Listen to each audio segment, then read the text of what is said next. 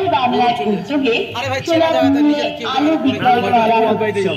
মুখ্যমন্ত্রী মমতা বন্দ্যোপাধ্যায়ের নির্দেশে সবজির দাম নিয়ন্ত্রণে কড়া প্রশাসন, জেলায় জেলায় সক্রিয় টাস্ক ফোর্স, কিন্তু সেভাবে এখনো সব জায়গায় কমেনি সবজির দাম বলে দাবি ক্রেতাদের। তাই দাম নিয়ন্ত্রণে রাখতে এবার মোবাইল আউটলেটে আলু পেঁয়াজ বিক্রি শুরু করল মালদা জেলা প্রশাসন।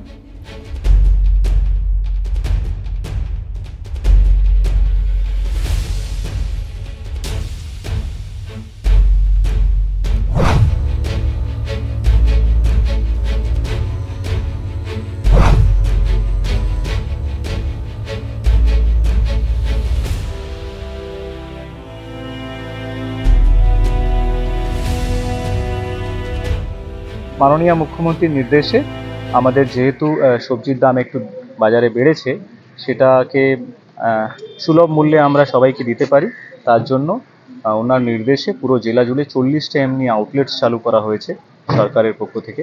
বিভিন্ন এফপিওস, প্যাক্স এবং এসএইচজিস যে আছে তাদেরকে কাজে লাগিয়ে, এবং তার মাধ্যমে বাজার মূল্যে যে দামে আলু এবং পেঁয়াজ পাওয়া যাচ্ছে তার থেকে 3 থেকে 4 টাকা দাম কমে আমরা এখান থেকে বিক্রি করব।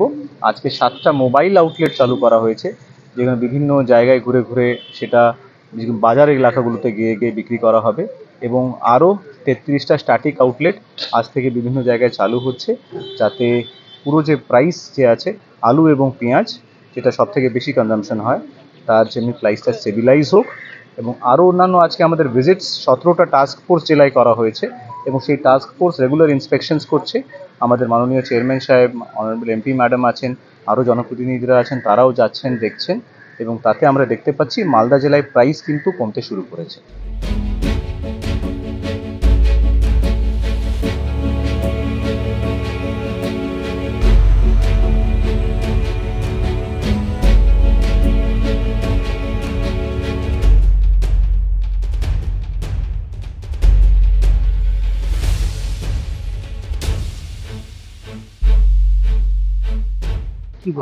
এটা সঠিক টাইমে একটা ক্রাইসিস তৈরি হয়েছে। আমাদের মানবিক মুখ্যমন্ত্রী যে এটা নিয়েছেন, স্টেপটা নিয়েছেন, এটা খুবই গুরুত্বপূর্ণ এবং সঠিক টাইমে, একদম রেলিভেন্ট টাইমে। কারণ কি মানুষ, আমরা চারিদিকে একটা আওয়াজ উঠছিল যে যেভাবে সবজি দাম বেড়েছে, এবং আমরা সবাই জানি যে আলু পেঁয়াজ সব থেকে বেশি কনজামশন হয়।